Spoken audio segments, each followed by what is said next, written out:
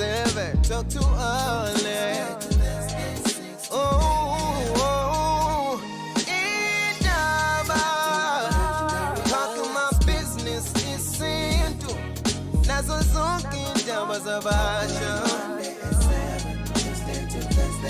Indaba. Sikwamukele ulalele yona indaba eKZN. Kulolu hlelo ke kufike kube ne open line eba ngomsombuluko. Bese ke abalaleli bayasho ukuthi yini abafisa ukukhulunywa ngayo. Bese ke sidonsa labo bantu banikwe ithuba lokuthi baphendule. Namhlanje ke sifocusa ekutheni mubhuka uOctober wonke bekuyi transport month. We've had series of discussions with imboni, we've spoken with the Department of Transport, sike sakhuluma even nano national department nama stakeholders njalo njalo. Sakhuluma ke nangendaba innovation. Now imboni yamatekisi iqaleke imbizo yokuthi ake ibize ama stakeholders or partners ababalekile kakhulu kubona so that bezo understand ukuthi ba regulator nje basebenza kanjani.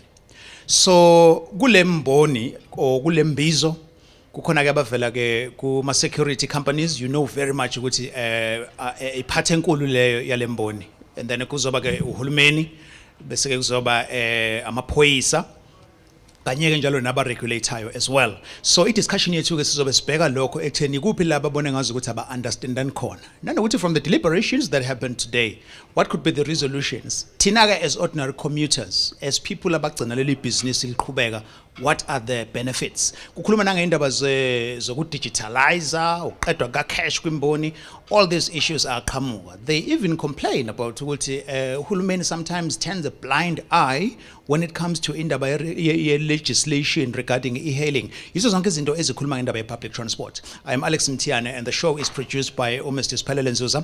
Sise ICC eThekwini empeleni lendawo exhibition center. Let me introduce again my panelists as now. I have Mnumzana Boyzondi ongu sihlalo ka Santaco kwi province yaKwaZulu Natal. Uqoka iqoke ezimbili nationally uphinde abe PRO. Nondaba siyakumukela eKZN. Asikubingelele mfowethu Alex, bingelele nabalali emakhaya. Siyabonga kakhulu simshayela ihlombo Nondaba.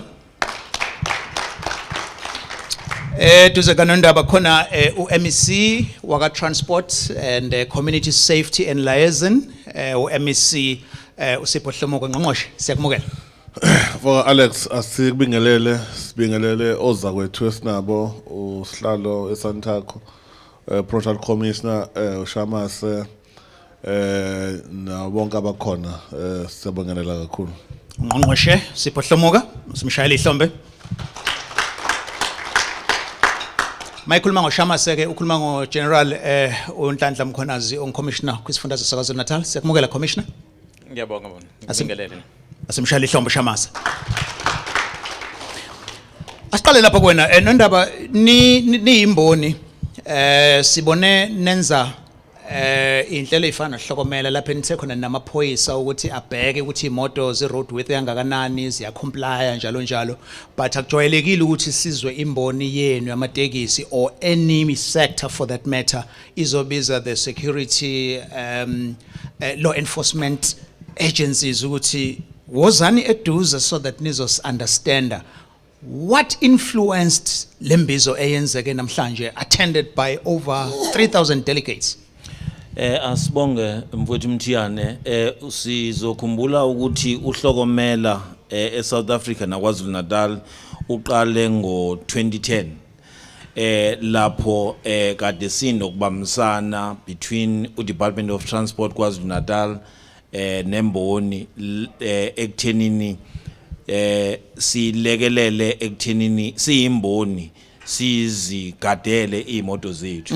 Kodwa sibonile ukuthi ngokuhamba kwesikhathi kunabafowethu abashodayo kulobudlelwano, lapho ke sigcine sivumelana siyimboni ukuthi kuyobaleka ukuthi sakhe ubudlelwano nabaphathi bakwaSira but namaphoyisa ekuthenini sikwazi ukuthi sosebenza ndawonye ekuthenini imboni yethu ikwazi ukuthi iye phambili. Nondaba, for the benefit of mhlawumbe umlaleli uzobe sekhaya, I heard you mention uSira. Ungachaza kafushane ekutheni leyo body yini umsebenzi wayo? Usira ibhodi ekuyiyona eregulator ama security. Umsebenzi wayo ukuthi iwa register iwabona ukuthi asebenza ngendlela uma ukuthi kunezinto ezirong abazenzayo ilapho na be discipline wakhona bagcine bephucwa khona certificate sob security. Okay, mnumzana ke uzondi ekhuluma lapho. Mhlambe before ngiye kungqongqoshe yithi ngize kuyena umphathi wamaphoyisa uGeneral Mkhwanazi. Nangu uzondi ethi yes they have uphiko olubizwa ngohlokomela but khona la ebeningatholani khona. Earlier on bekukhona even umayor waseThekwini, there were even officials from aba-enforce ama-bylaws. How would you describe the relationship between imboni no Saps, Commissioner? Yeah, well, ngibingelele futhi msakazi. Ngicabanga ukuthi okwamanje kule leadership ePretoria ubaba Nondaba ne-executive eSantaco. Ubudlelwane phakathi kwamaphoyisa nemboni buhle kakhulu. Buya ngokuthuthuka. Sithemba ukuthi lokho sesiqalile kuzoba nemiphumela emihle okwamanje. Yes.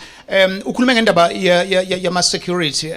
People basemajuba nase eNewcastle they always say ukuthi hey amaphoyisa wasebenzanga ngokuzimisela. If it wasn't for abantu basembonini ngabe sadla la ama para vigilante groups. What is the context ngendaba yalento esike sayibona isuka eNewcastle yobugebengu nje ngempela where umphakathi was held at ransom?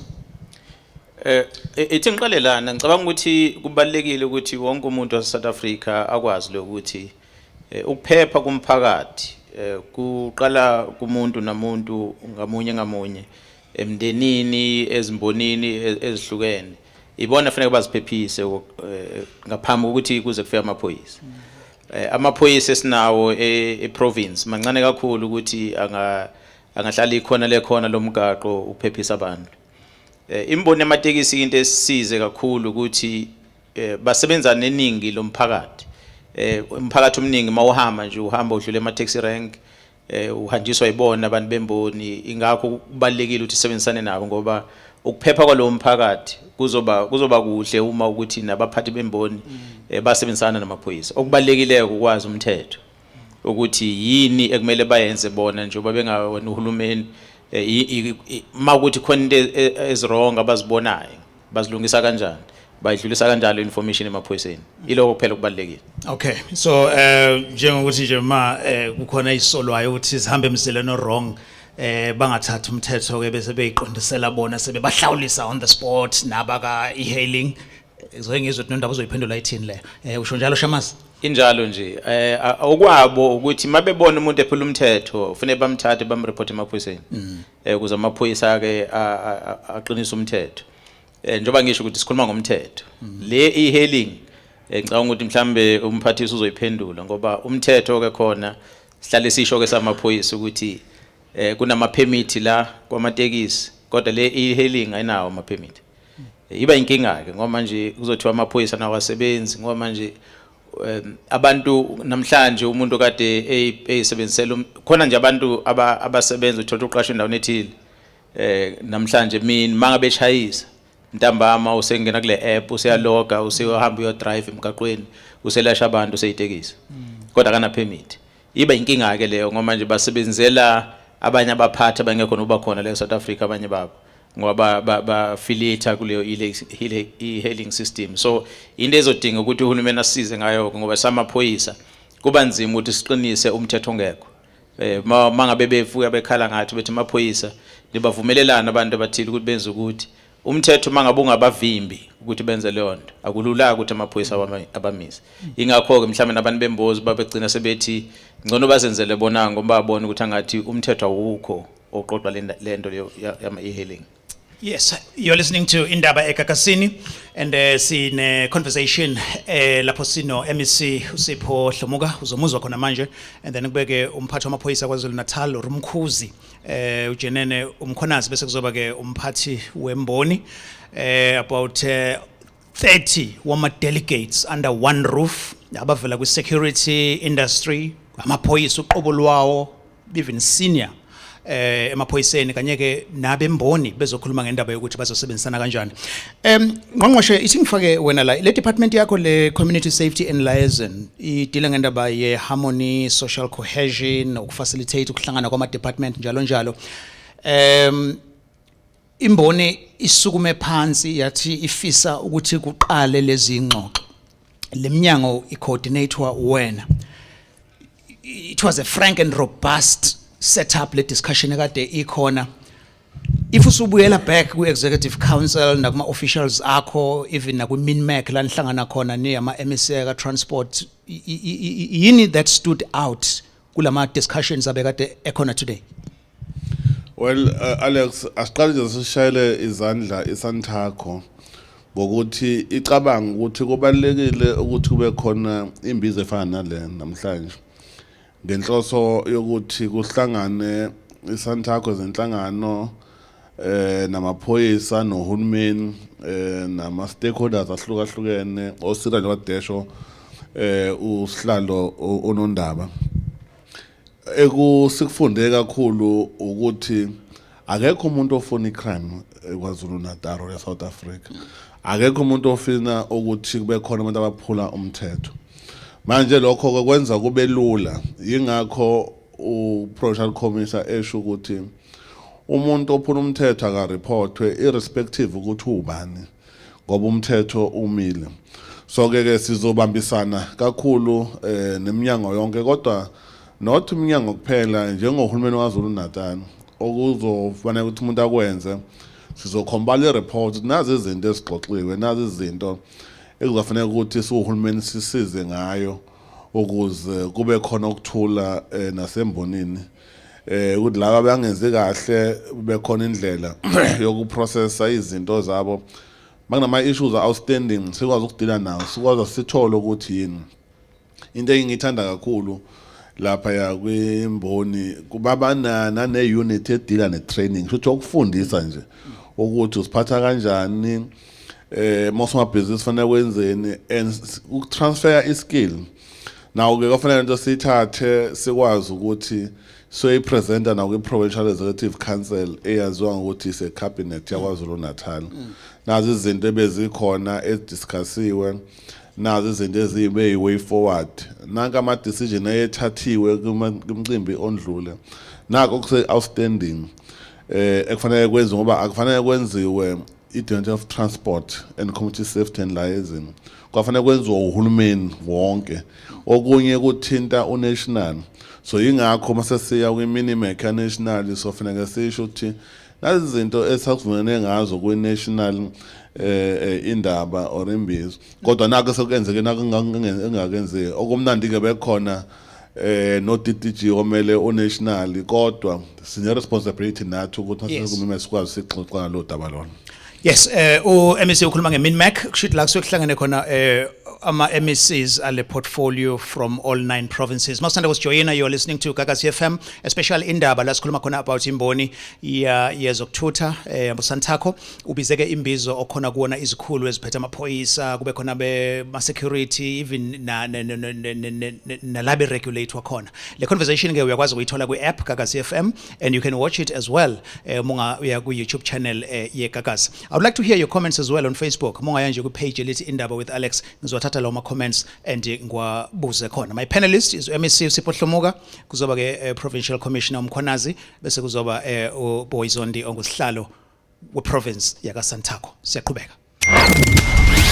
Gagasi FM kanti ngizoyithola kanjani eGoli? I wish I could listen while I'm at work. Version I have though, when I'm not tuning in to Gagasi FM, I feel like I'm missing out. Hayibo guys, angadlala ngathi. Limnandi phela Gagasi. Yes, we hear you and siyavuma. It's time to have your favorite radio station with you wherever you are. Right in the palm of your hand. How, you ask? With the Gagasi FM app available on Android and iOS. Download the Gagasi FM app now. Live stream your favorite shows. Connect with your favorite presenters. News, we've got eKZN covered. Win Kuma competition and catch up on content you've missed with Ama Podcast. Gonke Logo is available on the new Gagasi FM app. That's right. Ulalela indaba, interesting conversations, all right? So, we said ukuthi on the last show yendaba, you know, because siyasivale masesiya ku December. So compile all the conversations enzeka off air. As kudlala ama adverts, kudlala ingoma, khona ama conversation ongawezwa. So we'll put them all together so that you understand ukuthi anjani ama discussions. I mean, you can see ikhulu zibabantu abaformal, but kune other side yabo ongeke uyithole. Izo trend nje ku TikTok ekudala. You are listening to Gagasi FM, watching this conversation on Indaba. Let's talk about imboni, innovation, kanye nokuzwana kwama stakeholders. My guest is MEC Usipho Hlomoka ophethe transport, community safety and liaison, and uhlala ke kwi highest decision making body ye ANC as deputy secretary KwaZulu-Natal. Sibe no Boyzondi ongus chairman we Santaco. Uphinde futhi ahlale naye kwi structure saka national as a PRO, and then bese soba ke no commissioner ophethe amaphoyisa KwaZulu-Natal uke wabamba futhi as national police commissioner. Nondaba earlier on sike sakhuluma lana commissioner ngendaba yaka e-hailing. Sikhona leso sikhalo sokuthi Santaco usuku busu uqinisa kakhulu isandla usuyibambela abantu bakutshela many stories and inhlawulo kumele bayikhokhe uma besuke bebonakala behamba besemzileni. Obviously you do have a statement enimikuso as Santaco, whether instruction ephume ku leadership leyo kumbe mhlambe you have the buy-in of law enforcers kuleyo. What is the stand officially sika Santaco with regards to e-hailing? Well, kwi national imbizo ule MEC ade khuluma ngayo iyenza ngo 2020. Abafowethu be e-hailing babe khona bemenywe uMinister of Transport umfowethu uMbalula. Into esathi masifika nje sibuza kwimbizo ukuthi sabuza ukuthi obani lapha. Uma sibabuza sasibuza ngoba phela isimemo sasithi simema bonke abantu abanama permit asemthethweni ukuthutha abantu. So ke uma sifika ke kuthola kathi abanawo ama permit kwadingeka ukuthi ngoba abekho emthethweni abaphume la endlini. So sinaleyo position ke nje esibambile ukuthi umuntu ongekho emthethweni eSouth Africa akavumelekile ukuthutha umuntu, and ukuba semthethweni kufanele ukuthi ube ne permit oyinikezwe uhulumeni wase South Africa. So siyimboni ke njode eke washo unkwalo ukuthi kugcina kuba inkinga ukuthi kubophwe abafowethu ngoba abanayo ama permit. Yes. Thina siyimboni sithi akukho fair ekuthenini sifike sibe nama permit siboshwe uma kukuthi asinawo ama permit kodwa bese kuba khona umuntu ongenawo ama permit kodwa ongaboshwa yena. Sigcineke siqasha ama security emboni ukuthi awasilekelele ekuthenini imoto engenayo permit ngoba ke kusemthethweni ukuthi imoto engenayo permit ayingamlayisha umuntu. So ke sayasithi sicela ukuthi ke nathi ke abasilekelele ekuthenini abafowethu abangenawo ama permit abangabalayisha abantu.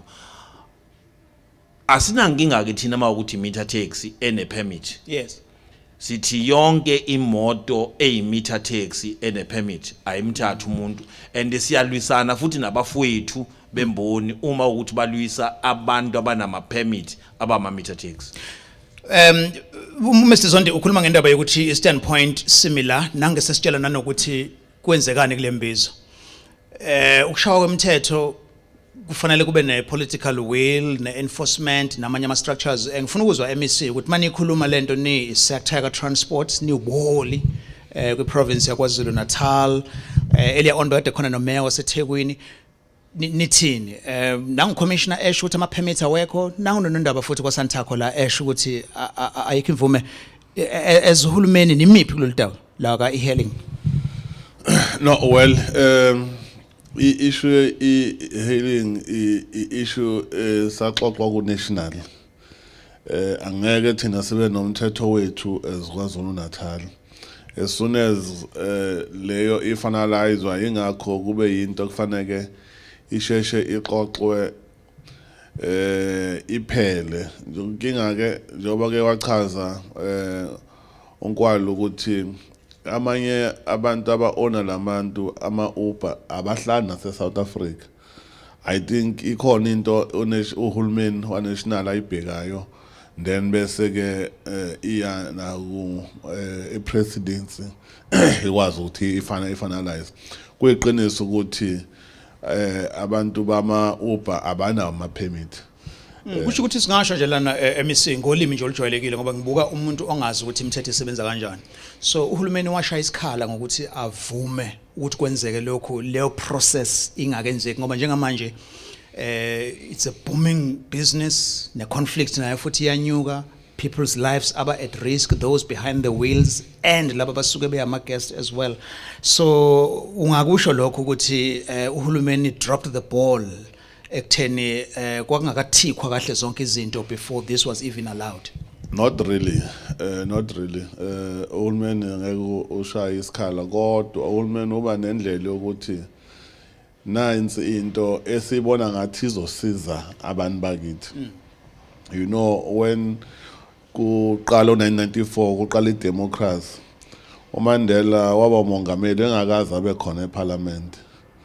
But kunama decision athathwa uma kuhamba isikhathi ngisho ekhaya ubaba ufika athatha i-decision isebenza kodwa ngekhathi uyimonitor ingakunento ekuthiwa yi-monitoring and evaluation.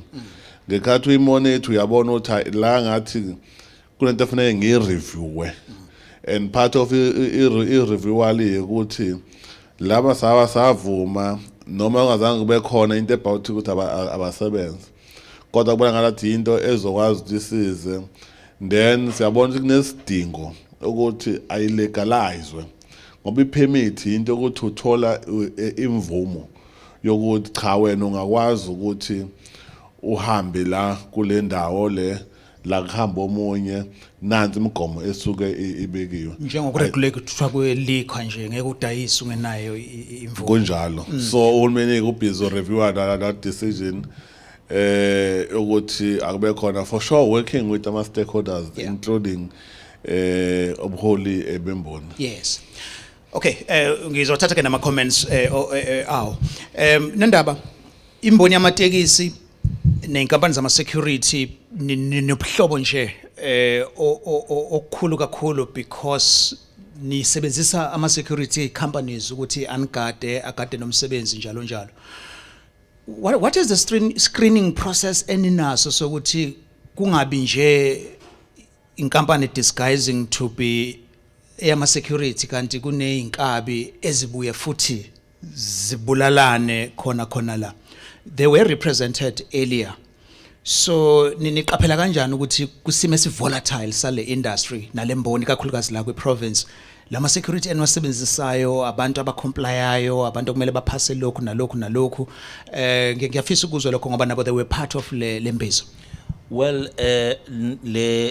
lesiqalo esisiqala noSira sokuthi sibe nobudlelwane nabo ingenxa yalezi inkinga ozishoyo ngoba thina siyabantu bamatekisi sisuke sifuna security asikwazi ukuscreena ukuthi security right noma security engekho right. So ke ngokulekelelwa uprovincial commissioner ugcine ethi kuzobaleka ngoba uzobaleka ukuthi lento ke iqoqwe ngoba uma iyinkinga kuthina iyinkinga kuyena.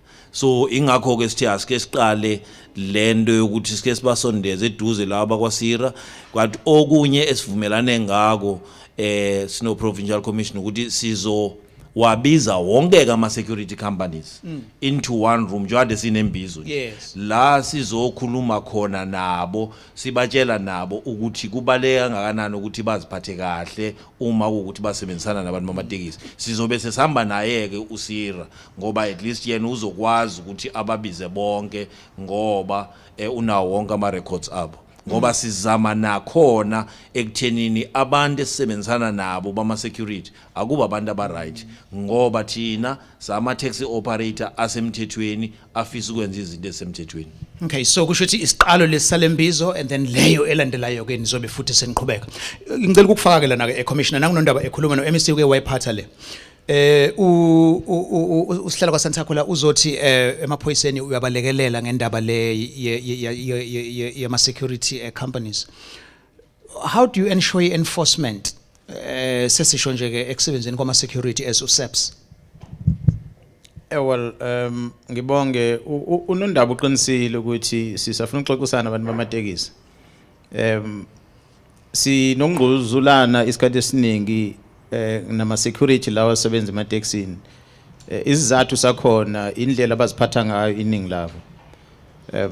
Abanini bawo ama security bayawazi umthetho. But majority of those guards that are working for them abanye babuye bangawazi umthetho. Asikhulume ngepermit. Uma une license yesibhamu ufuna unikezwe ipermit. Ipermit liyabhala ukuthi unikezwe ipermit ukuthi usebenze ngalo la eThekwini. Asihlangane nawe kaNongoma uphethe lona le permit. Kodwa ligunyaza ukuthi usebenze eThekwini. Sekukhona uphuma emthethweni ke lapha. Okokuqala, lokwesibili siyazithola isibhamu esibhilonga kwe security. Sitshelwe kwemuntu uthizeni indawo nathile. Akana permit kodwa isibhamu senkampani. So ilabo kwesifike sithusane khona. Kanti isibuye sisetshenzisele into ezwrong lezi ibhamu ngoba ziningi zikhona. So ila afike sibuye sixabane khona ukuphatha kwazo emphakathini ema-taxi rank nje akube kuhle ukuthi uyafika e-taxi rank ufice kune AK47 umuntu untana ngejika nge-AK47 la irank ayibukeki kahle.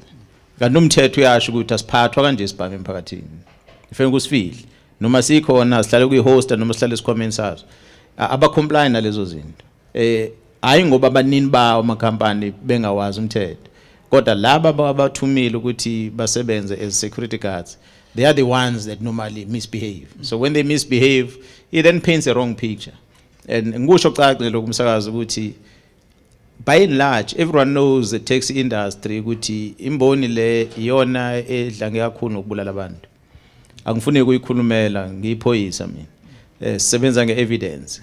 Mawuthi uyathatha ama-crime stats, masiwabheka ama-crime stats e-province okufa kwabantu, uzothuka ukuthi iningi labo alibulawa imboni. The majority of those murders that we have, they are not necessarily from a taxi environment. It's emashipini, utshwala. Yabona lapho utshwaleni, kuyafiwa.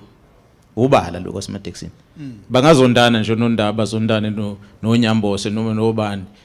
Kufe lo muntu oyedwa babili abathathu ingoba eyabo ithi mayenzeke kuchaphazeleke nomphakathi ngoba kudutshula itekisi igibela abanye bese kulimala abanye. Kodwa iningi lokubulalana nje sinako isikhathi esiningi udlame oluningi esinalo la eprovince hayi ngoba liqhamuke emateksini. Kodwa manje leyo perception ihleli khona. Ihlaliswa yini ilama security company abahamba nabo. Ihlaliswa yini ukuthi makudutshula itekisi lihamba nabantu kudutshula umuntu erank kukhona amanye ama customers ama clients erank. Iyo lento enza ukuthi istigma sibe sibi. Ingakho ke sifuna ukuthi kube nokuphepha sikhulumisana nawo lama security company ukuze sisebenzisane. Yes. Commissioner ophethe amaphoyisa kwaZulu Natal uJenene uNhlanhla Mkhwanazi ngqongqoshe ohlelweni logcina sasinalo sasihleli nje kanje and then kwavela ukuthi ukubulawa amakhansela kubulawa induna kubulawa namakhosi kokunye kuswe ngeyona into political kuyenzeka kube yinto mayelana nokudila nama drugs kube yona indaba yokuthi bakhona nabo abaholi kodwa futhi abasembonini. As a portfolio committee, as a department coordinator, uphepha khona ukuhlawana kulezi ndaba zokubulawa kwabantu kulama sector ahlukene kwi leadership yobukhosi neinduna isembonini njalo njalo. Alex, abantu mabebulawa bedutshulwa abadutshulwa emkhathini kodwa badutshulwa khona esihlaleni. Futhi kuba inhlanhla nje mawuzokuthiwa kunomuntu odutshuliwe ongekho khona endaweni okwaziyo ukuthi kwenzakalani. So ingakho sithi ukuphepha kuqale ngami ukuphepha kuqale ngawe. Ngiyang sithi umphakathi une responsibility okwenza isiqiniseko sokuthi uyalwa nobugebengu. I-issue yase kanseleni amakhansela amakhosi induna i-issue umuyibuka ebona kunamakhansela adutshulwa kodwa acategorizwa ngokuthi se political killings. Futhi usicatshwanga nje ukuthi le khansela libulawe ngoba liyikhansela khona ofuna ubukhansela abantu kodwa ngaphosa mayenza investigation le ithathwa ukuthi hayi le khansela lephinde libe involved kwezinye zezinto alibulala ngokuthi liyikhansela kuyipolitiki including emakhosini nasemakhosini ukuthola ukuthi hayi inkosi ibulala lento ethize kanti mothola akuyona lento esuke icatshangwa kodwa enye into akhona ama case amanjalo engekwazi ukungena kuma details ngawo ngenxa yokuhlonipha umthetho but nokuhlonipha nje indlu yasendlunkulu kodwa kukhona singesiphethe ukuthi kuyenzeka kube khona ukuthi kubangwa ama position kona wona lokho kusho kona ukuthi shoda sikakakhulu siyisizwe emndenini ke yamakhosi yes babange emkhosini ekhaya omunye ukholelwa ukuthi uyena afanele abe inkosi omunye ufanele ngabe uyena oyinduna yes na konke lokho ingakho sesithi uhulumeni akayibeki inkosi uhulumeni akayibeki induna kodwa induna ihlonzwa kwimfamily bese uhulumeni uyo endorsa iprocess esuke yenziwe ngoba uhulumeni bangasuke nje athi hayi inkosi nanso renduna na kungazange umndeni uhlala lokho yabo songasokuphambene nomthetho Alright indaba eKZN and lo hlelo uzolithola iPodcast yalo kusukela eqaleni kuze kufike egcineni and ungaliforwarda as well uyakwazi ukuthi uyidownload iApp for free and then you watch it on YouTube as well. We'll continue shortly.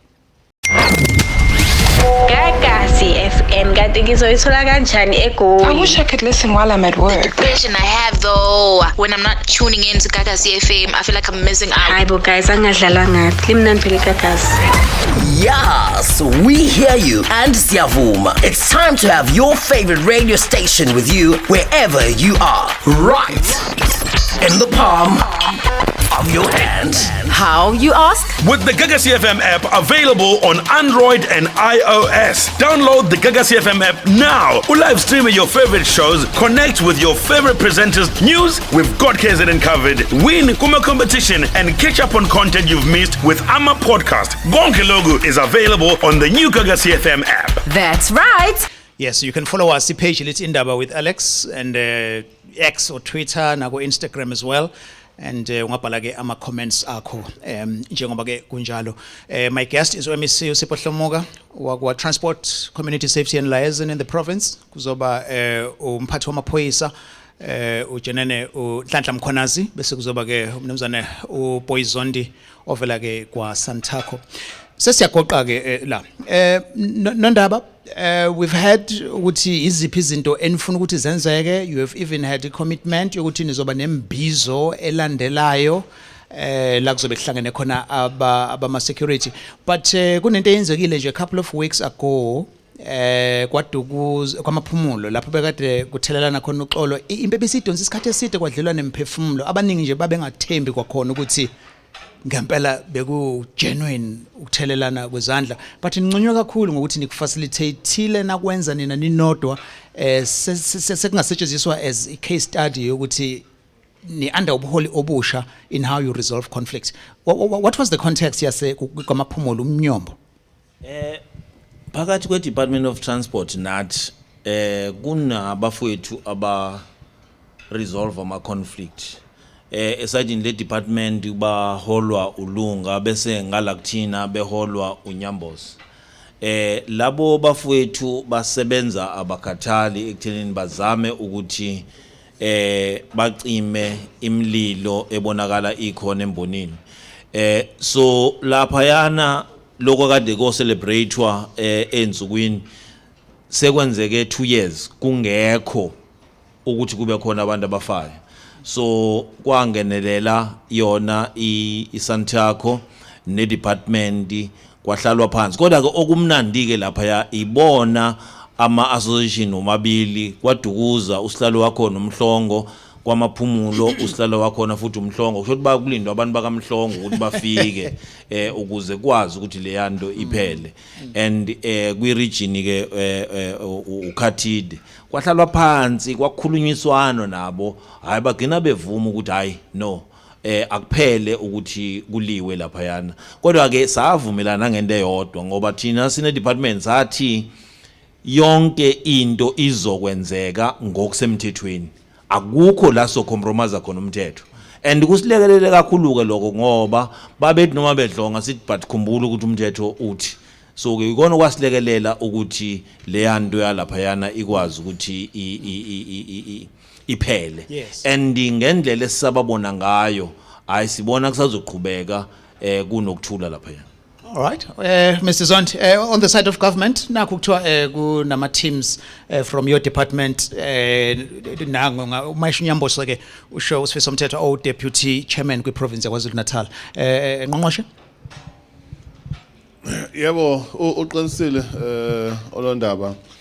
Akhona amathimba from the department kune unit or ne chief directorate edila nokuthi kube khona ukulwa ne conflict kwimboni njobe esho ke unondaba sisenza kahle kakhulu kunomsebenzi omningi owenziwayo ukuze kube khona ukuthula ezinye izinto zibonakala sezenzeka amaphoyisa usisikhathi sithi asifisa ukuthi siwaxake kakhulu ngoba mningi umsebenzi amaphoyisa angawenza kodwa mancane wona now nathi and various stakeholders kubalekile ukuthi sibambisane ngisho abafundisi amakhosi ama-stakeholders ahlukahlukene umsebenzi wethu ukuthi kube khona ukuthula makukhona ukuthula kufanele kube khona into yonke into eyoniwe ngomlomo ilungiswa ngawo umlomo ayilungiswa ngokunye. Sesingase ke uMC uSiphohlomoka sengizwa ke ku General Mkhonazi nkwalisi seqalile manje siqalisa kubona ngama by elections sekuyiwa ukuthi next year ukhetho and siyayazi ke eKZN province yethu nala kusukwa khona kodwa ke kwaba khona ikhalo from ordinary people bethi la eSouth Africa kuneyinhlaka ezintathu ze intelligence khona le yaka military khona le yaka crime intelligence engaphansi kwena emaphoyiseni kube khona ke ne state security kodwa engazi ukuthi amaphoyisa wayihogela into ingakenzeke a reactor sekungakusasa makuthiwa kuzoba ne shutdown sikubonile over the past few years uthola ukuthi amaphoyisa eza kamuva if ungasinika I picture yalolo phiko lokusebenza can you allay our fears or anxiety as KZN ukuthi when it comes to indaba yokupholisa nge-intelligence konke is in order noma you are short staffed or members don't trust themselves? Yeah, no, crime intelligence isebenza ngaphansi kwe South African Police Service.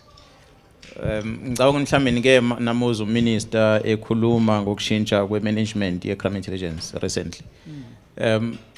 Iziningi izinto ebezama systemic failure bezikhona kwe crime intelligence. Yokuqala nje ngayisho as an example ukudila nalento zama looting lezinto njalo khuluma ngazo. Infiltration yegebengu ebesilekha ngayo ibe contributor mainly ukuthi mase kufanele sizikhokhele impimpi lezi esinazo ngoba phela nawe ngiyafuna nje ukuthi ube nenumber yami ungihlebele ngoba phela sithola kanjalo information mangabe usuyimpimpi yami usongitshela ukuthi nangu nondaba wenza ukuthi nokuthi bese ngihamba ngiyambopha unondaba ngimthole nesibhamu esingekho emthethweni noma lento ade plan ukuyenza ngibazi ukuyi disrupt sefune ngibuye ngize kwena ke phela ngikubonelele so ilapho ke ifika ixabane khona mase kufanele ngikubonelele uthola ukuthi angisakuboneleli ngendlela kufanele ngibonelele ngayo ileyo kade sinayo problem phakathi uhulumeni wekhipha imali athi nawo nje mangacheck iJoint Standing Committee Crime Intelligence MEC angaxoxa nje nayo ukuthi behulumeni bayikhipha imali ukuthi amaphoyisa nithathani le mali le niyokhokhela abantu abasebenzisana namaphoyisa ngeinformation so manje labantu babeza neinformation bese singabaniki le mali thina samaphoyisa iqala lapho bese ukuthembana ngabi khona abantu bangasafuna ukukhipha information sebeqalile ukusinika information ngicathi uyabona into ezilo zenzeka kulezi insuku konanda kontuzuma Marani Hill njalo njalo sekukuningi okusisizayo sibuye endaweni eziningi nengangeneki kuzona singene phakathi kuzona ngoba sesithola information manje abantu bayaqhamuka neinformation ukuthi ahamba endaweni ethile lo muntu enifunayo usendaweni ethile ophethe into enje onobugebengu nje iyasiza ke lento nokuthi ngoba intelligence umsebenzi wabo ukuthi kube bona abadila neinformation ba protect lama whistleblowers lama informers. Akumelanga nje ukuthi ukhulume nanoma liphi iphoyisa. Kufanele kube na ukhulume nalabo be intelligence ukuze bakwazi uku-infiltrate ngoba kufanele kungene kwi-group le plana lento. Ubone sithola ama-drugs kulezi insuku sithola into eningi sizwa yona information through i-crime intelligence. Siphinde-ke futhi kube nama-control ebelekha nama-resources adelekha njenganje ukulalela into zey'ngcingo into njalo. Imishini yethu ibisishodela sesinayo-ke manje. Mawukuthi khona esiyisola yenza-ke endaweni ethile sesakwazi ukuthi sithathe iy'namba zalabo bantu si-aplayele ejajini silalela iy'ngcingo zabo uma bekhuluma yonke into abayiplani ukuyenza ngokusemthethweni ukuze sikwazi ukuthola information upfront. Njengalalezi zinto ezenzeka nje baziplana through ama-social media ezinye bazikhuluma kuma-WhatsApp group sesiyakwazi ukuthi singene kulezo zindawo sikwazi ukuthola information. Ilozo insiza kusebenza ezinye kade ezishoda sezikhona njengamanje. Kodwa i-leadership ye-crime intelligence iyona bekade ine-challenge. Sisasebenza ukuthi siyilungise iya ngokulunga kwamanje ingakho sesibona ama-results. Okay. No siyabonga ukuthi uyisho leyo Shamaze because kukhona nane-view nje khona yokuthi labantu abaqeda abantu kangaka kuphuma umuntu engaphakathi ejele ahamba afike enze lobo bugebengu abuyele ngaphakathi. When you say there is change with leadership even in using technology, this would mean ubuhlobo benu no correctional services as well. I'm glad you are raising this thing a correctional service because it's going to need election ngonyaka ozayo. Ngiyacabanga ukuthi mangabe senikhetha nje abantu abazoya eParliament ukuthi banimele no MEC bekhona nizokwazi ukunibhekela emithetho le eyenza ukuthi ubugebengu bungapheli eSouth Africa. Yabona uma ungabheka nje ilungelo esigebengu elinaso ejele versus you is difficult. It's difficult for police to protect you if we're going to arrest someone and send this person to prison and while esalinde icala eprison azi ukuthi wena ufakazi abese thuma abantu ukuthi bazokulimaza mase bekulimaza mase fika enkantolo useyaphuma. Kunabameli abaphila ngeemali abadefend ama criminals baphila ngeemali eziqhamuka la kulezi gebengu. Ejele igebengu zinamalungelo ukuthi zingathola ama visitor anytime. Uyazi nje nondaba ngakuxoxela ukuthi kunensizwe okuthiwa ubhakede le collect imali ematekisini. Ukuze benze peace talk they had no choice but they had to go and talk to the person, so they came to me but bacela usixhumanise nalomuntu osejele ngoba manje masingakhulumi naye abantu ngeke baphele baye kukufa.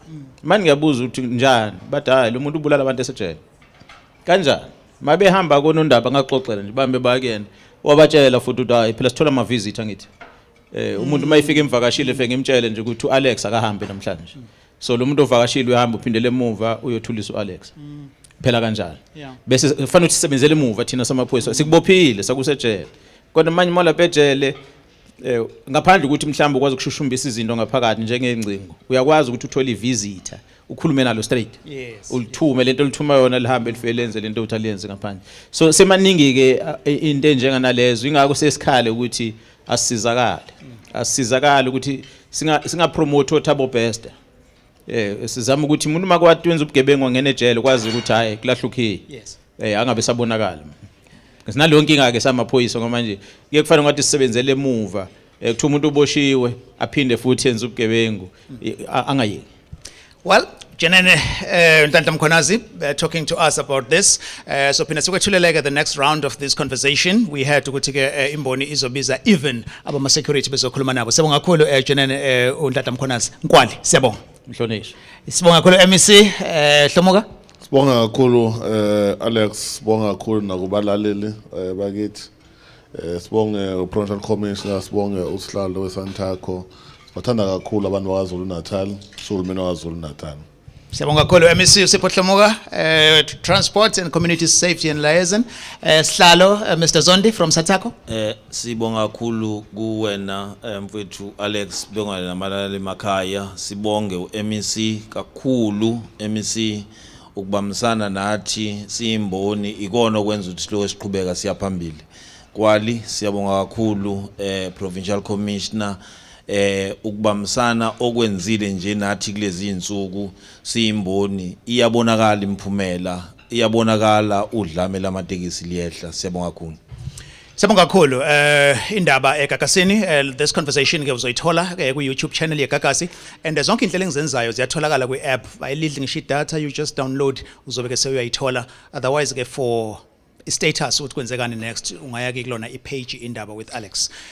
I have to thank my production team uLwazitshele kanye no Camille Dwese kanye ke no Mr Siphelele Nzuza. Siyabonga. Special open line on Mondays at 7. Talk to Alex. Indaba. Talking my business is into. Nazo zonke indaba zabasha.